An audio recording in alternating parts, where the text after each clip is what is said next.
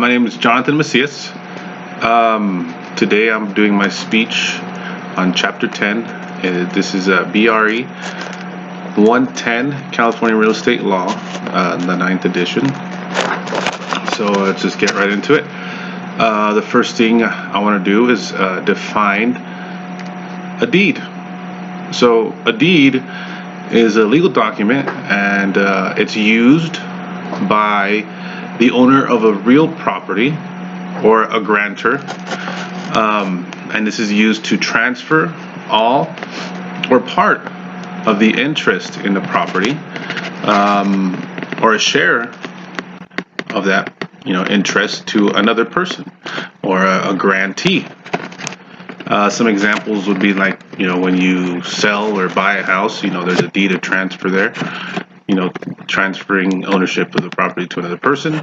Sometimes in a business, maybe you own part of a business and you're selling your share of that business. The deed will be transferring that interest, not all of it, but whatever you own and whatever that is.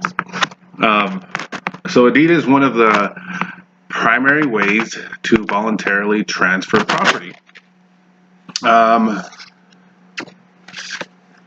There are about, in the textbook, there are 6 elements in a deed for it to be valid in California.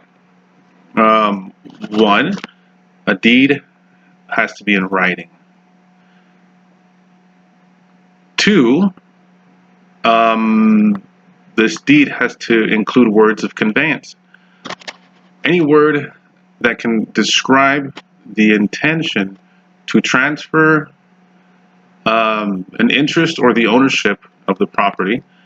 So pretty much this means that the deed has to contain words, like grant or convey or sell, or pretty much any words that can tell you that the intent is to, to sell or to give the property to some, not give, but to transfer this property over.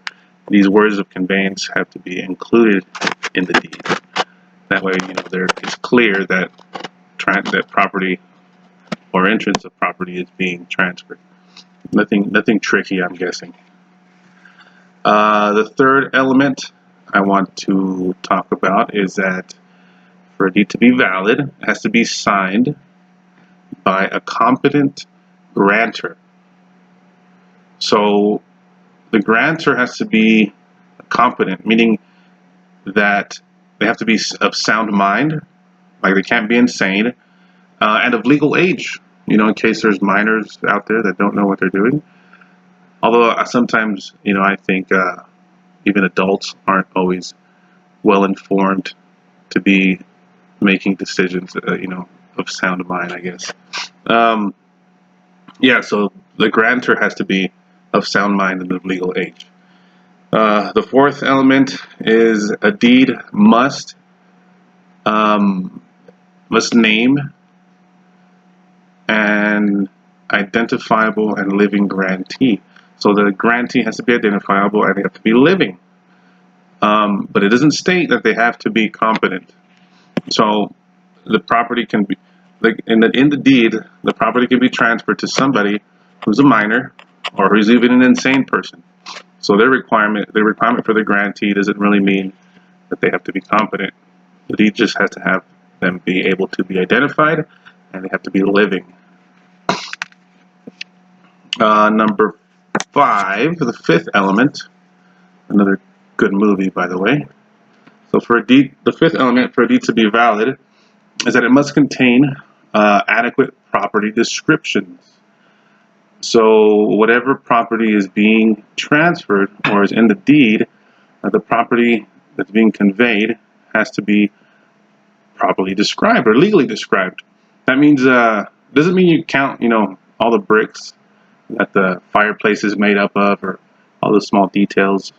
What it means is legally described. So kind of what we learned in Chapter 2 about meets and bonds and government surveys and the lot and block system, the way they would identify and describe real property. Those are the ways it's talking about. I'm thinking, maybe actual physical address might also work, or might count as a description. But yeah, that's what it's talking about. It's not talking about a detailed description. Anyway, the final element for a deed to be valid is that it has to be delivered by the grantor with the intention of transferring the title to the grantee. And the grantee has to accept it. Other than that, I think so. The grantor had to deliver it. So legally, this means that the grantor has to be legally delivered.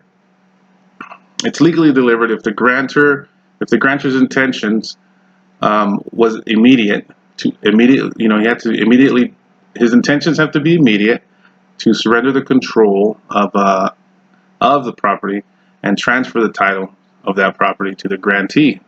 This is also known as donative intent. So it has to be immediate, and the grantor has to have the intention to surrender the control and the transfer of the title. And it has to be delivered to the grantee, and the grantee has to be alive. And the acceptance is the final element, and it only takes place again if the grantee is alive. And then most of the time, the book states that there's never really any problems with the grantee accepting it. It's very rare. Most grantees are happy to take ownership of the title or control of a property. I mean, I doubt there's any problems with that. But that's it. That's all, folks.